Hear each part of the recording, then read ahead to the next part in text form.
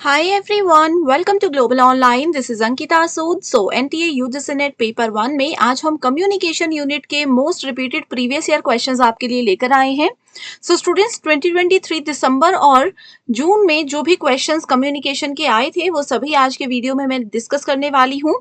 And इस session में हमेशा की तरह हर एक क्वेश्चन के आंसर के साथ मैं आपको इंपॉर्टेंट एक्सप्लेनेशन भी दूंगी ताकि आपके सारे कॉन्सेप्ट्स भी क्लियर होते रहें.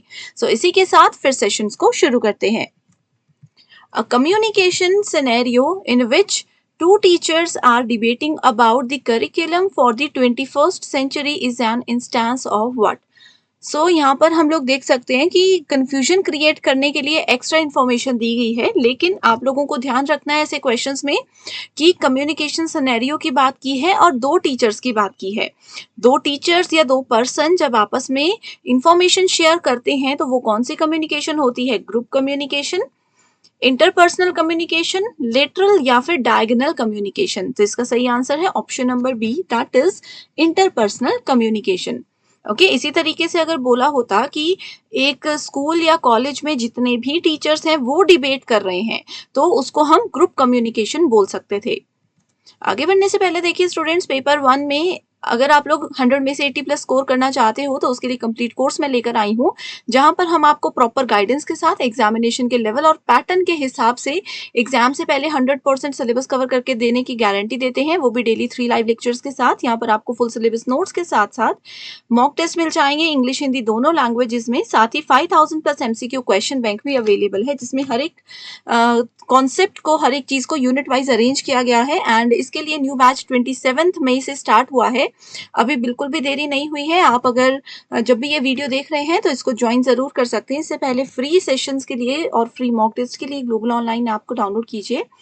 स्टोर सेक्शन पर सर्च बार में लिखिए कोर्स का नाम. जैसे ही आप यहाँ पर क्लिक करते हो कंटेंट पर, आपके सामने सेपरेट फोल्डर्स आ जाएंगे. आप किसी पे भी क्लिक करके उसके टेस्ट, पीडीएफ सबको ज्वाइन कर सकते हो. लाइव क्लासेस अवेलेबल हैं.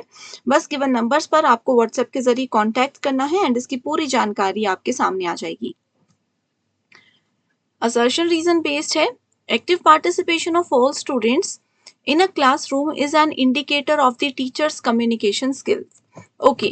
सो यहाँ पर बोला है कि अगर स्टूडेंट्स क्लासरूम में एक्टिवली पार्टिसिपेट करते हैं, एक्टिव पार्टिसिपेशन का मतलब है कि जैसे अगर मैं कोई एज अ टीचर आपसे क्वेश्चन पूछ रही हूँ और एज अ स्टूडेंट आप अच्छे से रिस्पॉन्स दे रहे हो, अच्छे से एलैबोरेट करके चीज़ों को बता रहे हो, पूरी तरीके से कम्युनिकेशन में पार्टिसिपेट कर रहे हो, तो क्लासरूम के अंदर is an indicator of teachers communication skills. तो ये बोला जा रहा है कि इसका मतलब है कि आपके टीचर की कम्युनिकेशन स्किल्स जो हैं वो बहुत अच्छी हैं. कम्युनिकेशन स्किल्स अच्छी होने का मतलब है कि वो अपनी बात अच्छे से प्रेजेंट कर पा रहे हैं, उनके वर्ड्स बिल्कुल क्लियर हैं. तो असर्शन इज ट्रू. इसका कारण ये बोल रहा है teacher should focus more on classroom management then instruction, कि इंस्ट्रक्शंस देने से ज्यादा आप लोगों को प्रबंधन, कक्षा प्रबंधन पर फोकस रखना चाहिए. ये तो बिल्कुल इलॉजिकल स्टेटमेंट है. तो A is true but R is false is the correct answer. Next is in which one of the following types of communication the data is pushed from a server to a client without client request. Okay.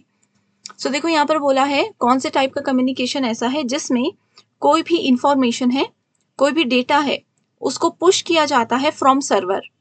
ये है server. जैसे आप लोग internet पे कोई भी data use कर रहे हो, इंटरनेट से आप इतनी सारी चीजें एक्सेस कर रहे हो, लेकिन एज अ क्लाइंट आपने किसी एक पर्टिकुलर डेटा के लिए, फाइल के लिए रिक्वेस्ट नहीं की थी सर्वर से, इंटरनेट से, बट वो फिर भी आपको मिल रहा है. तो उस टेक्नोलॉजी को क्या बोलते हैं? Pull technology, education technology, push technology या फिर एंशिएंट टेक्नोलॉजी. सो इसको बोला जाता है पुश टेक्नोलॉजी. जब डेटा फोर्सफुली पुश किया जाता है क्लाइंट के सिस्टम में विदाउट उनका जो रिक्वेस्ट है, तो उसको पुश टेक्नोलॉजी बोलते हैं. ये देखिए, ये क्या है? टेक्निकल वर्ड है. इसको आईसीटी में भी फ्रेम करके पूछा जा सकता है. Use to describe a server sending a message to the client without a client initiating a request to a server asking for specific payload is commonly referred to as push request. So जो मैंने बताया कि client ने request नहीं की है but वो file फिर भी उनके सिस्टम पे ऑटोमेटिकली आ रही है, that is called push technology. आगे देखिए स्टूडेंट्स, आप लोगों के प्रिपरेशन में हेल्प करने के लिए मैंने एक फ्री डिस्कशन ग्रुप ओपन किया है, जहाँ पर रेगुलर बेसिस पे मैं आप लोगों के क्वेश्चंस के भी आंसर्स देती हूँ एंड कोई भी गाइडेंस अगर आपको चाहिए वो भी मिलती है। साथ में पेपर 1 के इंपॉर्टेंट कॉन्सेप्ट्स और एमसीक्यूज भी हम यहाँ पर रेगुलर बेसिस पे डिस्कस करते हैं। तो ज़रूर इस नाम से सर्च कीजिए और इसको ज्वाइन कर लीजिए। A notice about the auction of a car in a newspaper is an example of। So example frame करके क्वेश्चन बनाया गया है, लेकिन कहा सिर्फ यही है कि न्यूज़पेपर में अगर कोई आर्टिकल जाता है तो वो कौन सी कम्युनिकेशन होती है, ग्रुप, डाउनवर्ड, इंटरपर्सनल या फिर मास। सो न्यूज़पेपर के अंदर कोई भी एडवर्टीजमेंट आ रही है, कोई भी या फिर न्यूज़ आ रही है, तो वो होता है एग्जाम्पल। देखिए ग्रुप कम्युनिकेशन क्या होता है, बहुत सारे लोग होते हैं, सबको इन्फॉर्मेशन मिलती है, लेकिन सब लोग क्या होते हैं इसमें डिस्कशन के लिए ओपन होते हैं। सब लोग एक टाइम पर सेंडर भी हैं, मतलब इन्फॉर्मेशन देने वाले भी हैं, और सेम टाइम पे सब लोग रिसीवर भी हैं। तो ग्रुप तो नहीं होगा, क्योंकि न्यूज़पेपर में एक पर्सन क्या करते हैं, इन्फॉर्मेशन दे रहे हैं, न्यूज़पेपर एक इन्फॉर्मेशन दे रहा है जनरल पब्लिक को, एक बहुत बड़ी ऑडियंस को। So it is taken under the category of mass communication. जैसे कि हम न्यूज़ सुनते हैं, ठीक है, भाषण इसका एक एग्जाम्पल मैंने आपको हमेशा बताया है। ये हिंदी ट्रांसलेशन थोड़ा सा गलत हो गया है, इसको समझ लेना, ठीक है। ये मैं इसका हिंदी ट्रांसलेशन अभी अपने टेलीग्राम ग्रुप पे शेयर कर देती हूँ, आप लोग देख लीजिए। In communication a major barrier to reception of a message is called what. Reception of a message का मतलब क्या होता है। अब देखिए, मैं अगर आप लोगों को कोई मैसेज डिलीवर कर रही हूँ, कोई भी इंफॉर्मेशन जैसे अभी मैं आप लोगों को दे रही हूँ, ठीक है, आप लोग उसको सुन ही नहीं रहे हो, समझ ही नहीं रहे हो, वो एक बैरियर है, वो एक बाधा है, ठीक है। जब यहाँ पर रिसेप्शन की बात की गई है, संदेश ग्रहण करने की बात की गई है, तो ग्रहण कौन करेगा, सेंडर तो नहीं करेगा, वो कौन करेगा, रिसीवर करेगा, लिसनर करेगा, जैसे आप लोग अभी लिसनर्स हो, ठीक है। अगर मेरी बात आप लोगों तक अच्छे से नहीं पहुंच रही, तो उसमें बाधा क्या है, आप लोगों का एटीट्यूड, आपका रवैया मेरे प्रति, आप लोगों का नॉलेज, एजुकेशन, आप लोगों की कितनी शिक्षा है, या फिर आपकी इनकम। सो इनकम से तो कोई फर्क नहीं पड़ता, जिसने पढ़ना है वो वैसे ही पढ़ लेंगे। तो करेक्ट आंसर है attitude of listeners. Which of the following is not a barrier variable in communication. Not पूछा है, सो इस पर ध्यान रखना है हमें, not a barrier variable. Okay, culture, eye contact, curiosity, none of the above. So culture भी एक बैरियर है ना। एक कल्चर का व्यक्ति अगर नॉर्थ इंडियन किसी साउथ इंडियन से हिंदी में बात कर ले, तो साउथ इंडियंस उसको नहीं समझ सकते। एग्जाम्पल है, पर्सनली मैं किसी को नहीं बोल रही हूँ, एक एग्जाम्पल है, ये कल्चरल वेरिएबल है। आई कांटेक्ट जरूरी नहीं है मैं आंखों से किसी को कुछ इशारा कर रही हूँ तो वो समझेंगे ही समझेंगे। क्यूरियोसिटी भी बैरियर नहीं होता, so none of the above is the correct answer.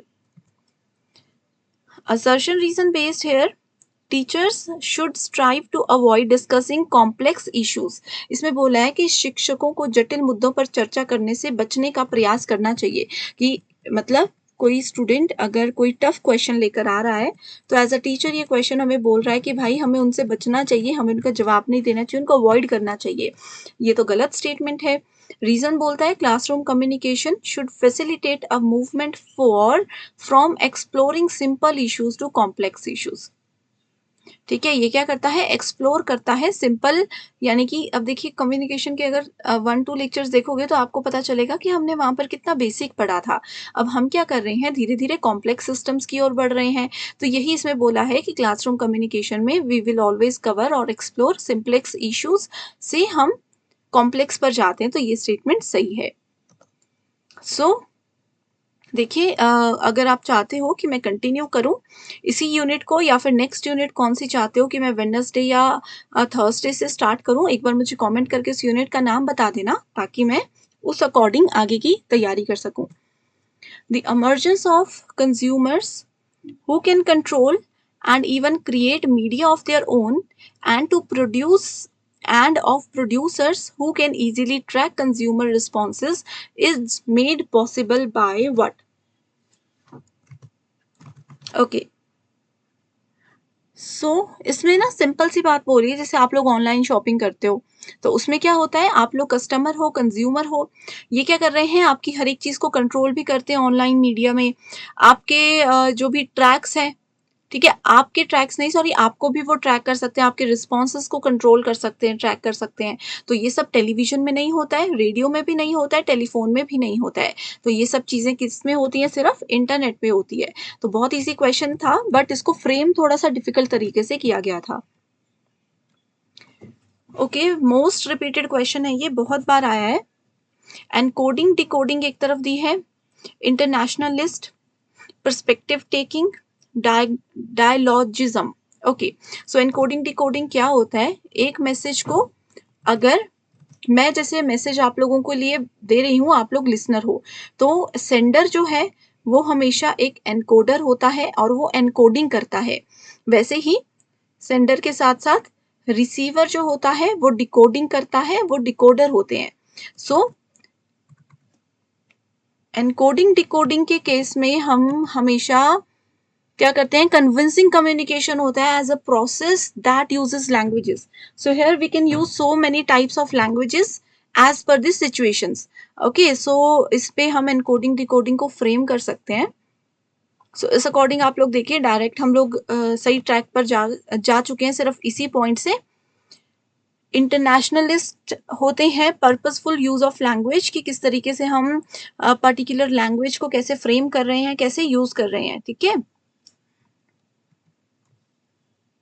so here we have to find the sequence of cultural barriers in communication. So communication के cultural barriers को आपको क्या करना है? अरेंज करना है। तो सबसे पहला बैरियर क्या होता है? मेथड्स ऑफ कॉन्फ्लिक्ट रिजोल्यूशन, यानी कि संघर्ष समाधान के तरीके। Difference in tolerance of conflicts, no.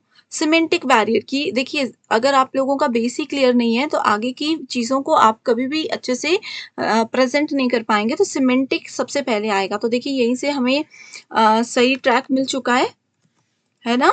सबसे पहले we have semantic barriers, then we have word connotation. Connotation का मतलब क्या होता है? Exact meaning. ठीक है, कल्चरल मीनिंग जो होता है, word connotation, connotation is always related to cultural meaning. अब मेरे कल्चर में अगर एक इस चीज का मीनिंग कुछ और है, किसी दूसरे के कल्चर में कुछ और है, तो उसको कॉनोटेशन बोला जाता है। Then we have tone differences. ठीक है, बेसिक सी चीज भी अगर मैं थोड़ी रूट टोन में बोलूं तो वो एक बैरियर के रूप में काम करता है। Next is difference in tolerance of conflicts. ठीक है, कि जो भी कॉन्फ्लिक्ट्स आते हैं उनको कैसे हम टॉलरेट करते हैं, उसके बीच में डिफरेंसेस की बात की गई है। Then we have methods of conflict resolution, कि कैसे जो कॉन्फ्लिक्ट्स आए हैं इनको रिजॉल्व करने के लिए हमारे पास मेथड्स होंगे। सो इसी के साथ फिर आज के डिस्कशन को हम एंड करते हैं। Thank you so much for watching this and I wish you all the very best.